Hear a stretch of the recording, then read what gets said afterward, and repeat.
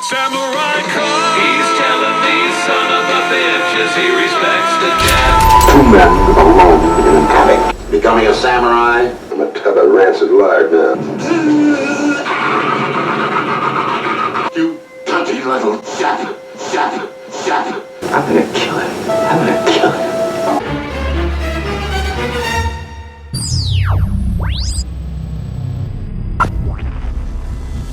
Howdy folks, and welcome back once again to the Spaghetti Theater for the Spaghetti Theater review. And once again I'm going to take a look at another episode of the original Twilight Zone. This time I'm going with the only episode to ever be banned from rebroadcast in the United States anyway, due to its controversial subject matter at the time. That being the racial tension between a Japanese American and a white guy American who fought in the Pacific during World War II. Which back in 1964, when this episode was originally aired, was only about 20 years old. So it was still rather fresh subject matter, if you know what I mean. At least to be commenting on, You dirty little jap. in the Twilight Zone. Because this is one of those episodes with no science fiction elements. Not really anyway. Just two actors in the same room for the entire episode. Which this guy is used to because he's character actor Neville Brand. And he was in Stalag 17, which also pretty much all took place in one room. And of course, he's been in a ton of other shit as a character actor. And is always memorable. How do you forget a mug like that? I always enjoy a good Neville Brand performance. And this is one of them. Only he's not that likable. He's kind of a dick. And the other actor is none other than Sulu himself. Actor George TAKEI, or TAKEI. I don't know exactly which one. I'm gonna go TAKEI. TAKEI, playing this Japanese man, locked in Neville Brand's attic. Look at the boy. Forced to listen to his racist war stories about killing the Japanese during World War II. Becoming a samurai?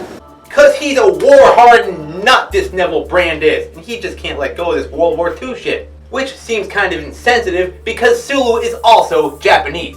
But that's part of the point, I think.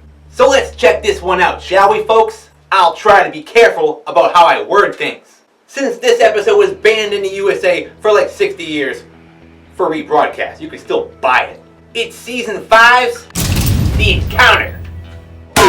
It's the door of imagination, everybody, and we're through it again, breaking windows and dodging past Mr. Eyeball. Equations, dolls, and old-timey clocks. Cause you're in the Twilight Zone now, bitch! And snap, here we are in Neville Brand's hoard of an attic. Shit everywhere as he tries to organize while getting wasted at the same time. You go Neville Brand, get drunk. That's when he finds this old samurai sword. Only it freaks him out so much he just tosses it across the room. Good, because Neville Brand doesn't strike me as the samurai type. You see him with a fucking samurai sword. Samurai Cop. He's telling these son of a bitches he respects the Japanese of this country. That's when Sulu arrives and just lets himself inside Neville Brand's house, as he is looking for some lawns to mow for some extra cash. You wanted someone to take care of your lawn? As the local earth groomer.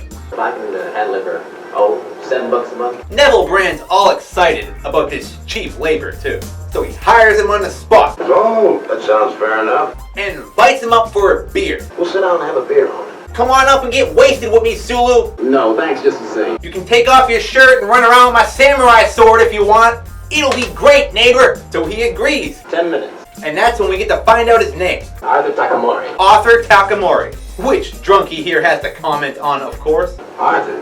Why Arthur? Why Arthur? Why not Akira Sulu or something? Something more Japanese sounding. I'm as just as much American as anything. Well, now who said you're not? So Sulu tells him his birth name, which is Taro. Truth is, my name is Taro. I changed it. That's better. Way more Japanese sounding. I really think so. Arthur. You're not the king of England. So Neville Brand goes back to organizing his hoard when he comes across more of his old wartime shit again. And starts reminiscing right there in front of Sulu. I went all through Saipan and Okinawa. and even shows him the samurai sword, which he is more than glad to talk about with Sulu, a Japanese man, as he tells him how he killed the Japanese officer who had it before and kept it as a souvenir. I took it off a Jap officer who tried to cut off my noggin. I should have left it instead of picking it up as a souvenir. Way to go, Neville Brand. He then points out that there's an inscription on the sword too, There's something engraved on it. written in Japanese, which Neville Brand doesn't read or speak, but assumes that Sulu can understand it because he's Japanese, of course, Maybe you can translate it for me. because all people of Japanese descent can speak Japanese. You didn't know that? Just like how they all know karate and all go out to eat at KFC on Christmas. That one I think is true. Sorry, I can't speak any language but English. Sulu just blows this guy's shit off and asks if he can just get to work already, before this conversation gets too controversial. You said you wanted me to help you clean up this junk? Before Rod Serling even shows up. Cause I guarantee his ass is lurking around this attic too. Weirdo. I can already smell his cigarette smoke. Where you hiding, Rod? You leave that samurai sword where it is. So Neville Brand goes downstairs real quick to replenish his beer supply. But first I gotta get a couple of beers. Of course, can't be without that. I hate everybody. As Sulu checks out the samurai sword and is really taken in by it too. Maybe even a little too much, because now he already knows that he hates this bloated racist from another time so much already I'm gonna kill him. that he plans on killing him, probably with Mr. Samurai Sword here, I assume. I'm gonna kill him. Then swing over to the back corner of the attic where, yep, told you, Rod Serling is up here too, probably for the free beers, and to do his little opening monologue bit, of course, all about how Pearl Harbor may have been 20 some odd years ago. But this drunk just can't let it go, since it has formed him into the bloated loser that he is today. I hate everybody. You dirty little chap. Because like I said, you're in the Twilight Zone now, bitch! Get used to it. The Twilight Zone. Thanks, Rod. Now get the hell out of Neville Brand's attic before he calls the cops. I hate everybody. So back with some more beer, Neville Brand goes right to work on Sulu again. You parcel of beer, Charles? For all the name calling. Well, you don't look like an Arthur to me. Sulu gets a little annoyed and demands a little respect from this idiot, because he really is being douchey here. Europeans are always calling the natives boy and moaning about the white man's burden. And I answer to Arthur Takamori, and believe it or not, sometimes to Mr. Takamori. So he gives him a beer to shut him up, Now here, take it. Go on. and goes right back into his war stories. There ain't a serviceman who saw combat in the Pacific who doesn't respect the Japanese. Jeepers, Neville Brand. Maybe talk about something else, like the local sports team or something. You look like that kind of guy. He'd probably turn that racist too, knowing this guy. I hate everybody. Anyway, he tries being complimented by saying that at least those Japanese fought like tigers. They fought like tigers, and it was rare you could take them without killing them. So, bonsai, I guess. Banzai. Okay, banzai. Yay, we're friends now. He respects the Japanese of this country about as much as Samurai Cop did. That we respect the Japanese of this country who are honest businessmen, not for death merchants. He even knows the word bonsai. What a guy. Banzai. That's when he realizes that his samurai sword is missing, which he goes on about, of course, because he's been trying to get rid of that thing for years, according to him. Funny if I lost it. I've been trying to lose it for years. Only it keeps on managing to find its way back to him. So that's a little weird. When the men on a garbage truck bring it in, will you give up after a while? You know what I mean? He even offers it to Sulu here, who also declined. What would I do with it? Why, what would he do with it? And the cat's away. Why give it back to me, of course. Point first. And there he goes, trying to be funny again, but missing every time. That's when he reveals that he actually does know what the inscription on the samurai sword says. I had one of our interpreters translate it for me right after I got it. It says, "The sword will avenge me." Yeah, The sword will avenge me. a bit eerie. The sword may have a mind of its own. That's when Neville Brand decides to start a fight about who works harder. I've been working for a living ever since I was a kid. A job a lot tougher than mowing lawns, I'll tell you that. You know what a cat is, Arthur? It's a big earth mover. You ever move the earth, Arthur? Of course not. You manicure it. When he mentions that he just got laid off. Right up until last week when I got laid off, I drove a cat. So not anymore, pal. You're not working at all. Go mow lawns with Sulu. At least he's doing something. He then accuses Sulu of hiding that samurai sword, since he still can't seem to find it. Just tell me where you hid the sword. And goes right back into his war stories again, because now he thinks Sulu is afraid of him. Why should I be? Because of his history as a mindless killer of Japanese soldiers during World War II. Yeah. He has to be a highly trained combat machine with split-second reactions in place of emotions. He's on wires, on his toes. His nerve ends are dead. In fact, there's nothing. Which sends him into a flashback, Oh yeah, come on and die ya. where he reveals the true details of that samurai sword story to Sulu. Out there in the jungle just asking for it. When bang! Sulu reveals that he did indeed hide that sword, and now plans on using it to kill this racist, who just can't seem to get over World War II and his hate for the Japanese. He has issues, he does. Traumatic issues. I hate everybody. He then pulls out a knife and goes for Sulu. Makes a run for it, but being doughy and out of shape, trips and falls on his ass. As Sulu goes in for the kill, when... I was only telling you how it was. Yeah, he was just telling you how it was, Sulu. It's in the past. Stop living in the past. No need to get all sword happy. Again? You'll have plenty of time for that. In the naked time. And the cat's away. So calm the hell down. What are you gonna do? Kill helpless dope Neville Brand in cold blood with a samurai sword? Please, Sulu. Think for a second. So he does, and comes to his senses. I don't know what got into me. He gives the sword back to Neville Brand, then judges him for murdering that Japanese officer in cold blood. Cause I guess that's what really happened. So sick of all this craziness, Sulu does the smart thing, and just decides to go. What am I doing here? I gotta get out of here. Only he can't, because now the attic door won't open. The door's stuck. It's mysteriously jammed or locked now. It won't move. It looks like you're not supposed to leave just yet. You're stuck here. There's still more episode to go, Sulu, so get back upstairs so they can look for a tool to use to pry that door off and be free from each other's awkward presence. When Sulu rediscovers that sword again, oh, here we go. And so does Neville Brand. Look at the boy. Becoming a samurai. So finally sick of all of Neville Brand's racial quips at him, he finally goes off on this guy. I got a short fuse, so don't strike matches. With a war story of his own, all about when he was 4 years old and being at Pearl Harbor the day it was bombed. I was at Pearl Harbor when it was bombed. Were you one of the pilots? He goes on bragging about how his father helped build the docks at Pearl. My father worked for the Navy as a civilian. He helped build the docks at Pearl. He was foreman of a construction gang. And was standing right on the docks during the attack and tried to warn all the sailors to get away. He was there when the first wave of bombers came over. My father was trying to warn the sailors, trying to tell the men on the ships what was happening. Only nope, bombs away and everyone dies. And Cuba Gooding Jr. still comes out the victor. Sulu really gets into his flashback too. Boom! Boom! Boom! Let me get you on me! Before having a nervous breakdown and explodes into tears.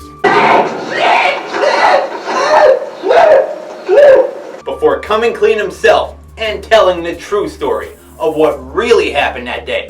That's not the way it happened. Cause that last one was a bunch of shit. My father was trying to warn the sailors, trying to tell the men on the ships what was happening. He was a traitor. His dad didn't warn the sailors that the bombs were coming.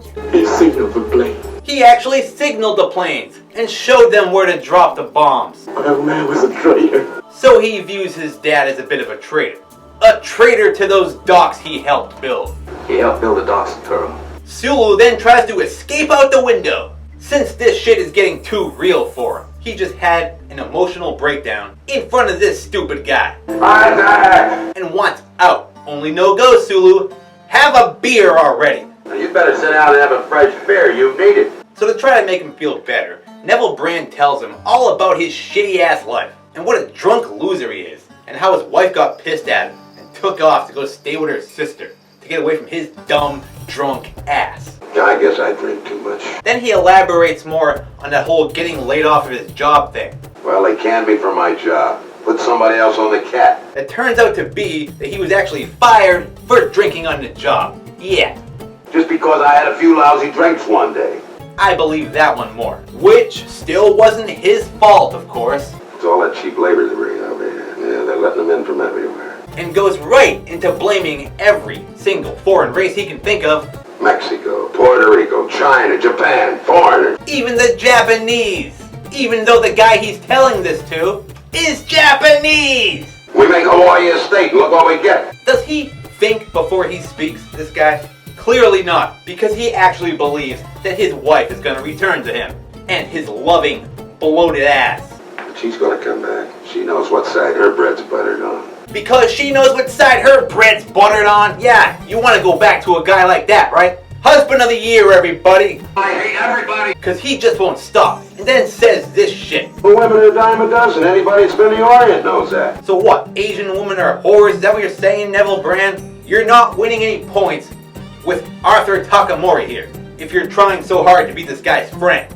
So to make it worse, he elaborates more on Sulu's traitor of a father. You know, just because your old man was a sneaking little double-dealing traitor, that doesn't mean you aren't. There was snakes and double crosses on both sides. Neville, stop talking, please. You're just making this worse for yourself every time you open your mouth, and Sulu points this out. Like you. Which is when they argue about how he got that sword again, by murdering a guy who was surrendering to him. Now, take it easy. What happened on Okinawa? You can't blame that on me. Which he tries to justify with, Now, we were told not to take prisoners. it was war and I was only following orders, You can't hold a man responsible for obeying orders, now can you? before totally losing it and confessing pretty much that his experience in the Pacific during World War II turned him into a soulless, traumatized man who can't let go of his racist hate for the Japanese, or anyone different really, whose life is now in shambles, I called the foreman on the job yesterday and he hung up the phone. and blames it all on everyone and everything except himself, of course. Why is all this happening? Why? Everybody hates me. I'm gonna go eat some worms. So after Sulu responds with nothing after that little rant, Neville Brand dares Sulu to come at him. Go on, I dare you. Come at him with that sword. And know that he's not afraid of dying. But not of dying. Of living. He's more afraid of living because he's such a mess of a man who can't stop hating and blaming his problems on everyone when I've been pushed and pulled this way and that way until I hate everybody. You dirty little chap. Yup, he said it. Now it's on, baby. It's attack time for Sulu. There's a quick struggle where they wrestle for the sword, where it's dropped. Neville Brand goes to pick it up as Sulu grabs his leg and pulls him right onto the sword. Ow! Then Sulu steps over just in time to watch him drop dead.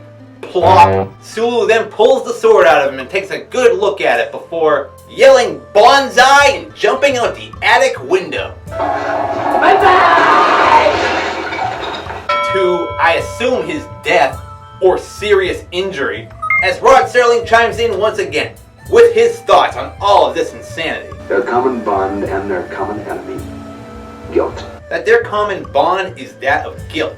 The guilt that they felt towards their dark parts in World War II. You dirty little chap. So peace out as the attic door opens all by itself.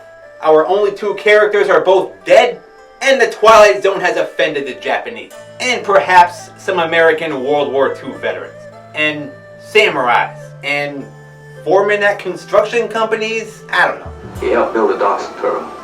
He was foreman of a construction gang. I called the foreman on the job yesterday and he hung up the phone. Now I'm telling these son of a bitches that we respect the Japanese of this country. Enough so that it would be banned from rebroadcast for over 60 years. Which leads me into my final thoughts on the Twilight Zone's most controversial episode ever. The Encounter. It wasn't the only episode to be aired only once and then pulled off rebroadcast. It also happened to 3 other episodes. A Short Drink from a Certain Fountain, Miniature, and Sounds and Silences. Mostly due to other writers suing the Twilight Zone for stealing their ideas. The Encounter, however, was for its racial and political plot. I hate everybody. And even though it has no real science fiction elements, like I said, or huge twists, it relied heavily on the story and the performances of its 2 actors, Neville Brand and George TAKEI. Neville Brand has sadly passed on, but George TAKEI still lives. He's about 87 now. And the cat's away. And when you watch this episode now, I guess you can see why it was offensive then. I hate everybody. You dirty little chap. And perhaps to some even now, possibly. It seems rather tame, if not dark as fuck. Nothing really gets resolved in the end, does it? The sword avenges its owner. I guess, just just like it said. The sword will avenge me. Only to convince Sulu to do the samurai thing and die with honor by jumping out an attic window to your death.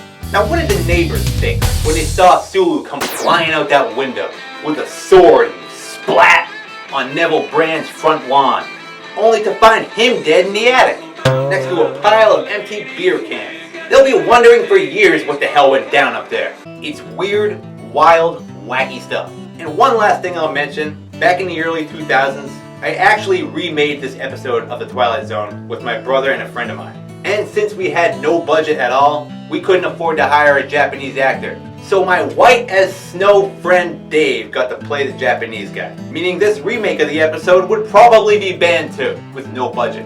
All you need is 2 actors in one room. Maybe I'll post it on YouTube sometime. Let me know in the comments section if that sounds like a good idea. I'll probably do it anyway. And with that, I'll end my look at the Twilight Zone's most controversial and banned episode ever. Becoming a samurai? You dirty little chap. The encounter. Unless you count, will the real Martian please stand up? When Venusians everywhere got pissed that Earthlings assumed that they had a third eyeball on their forehead.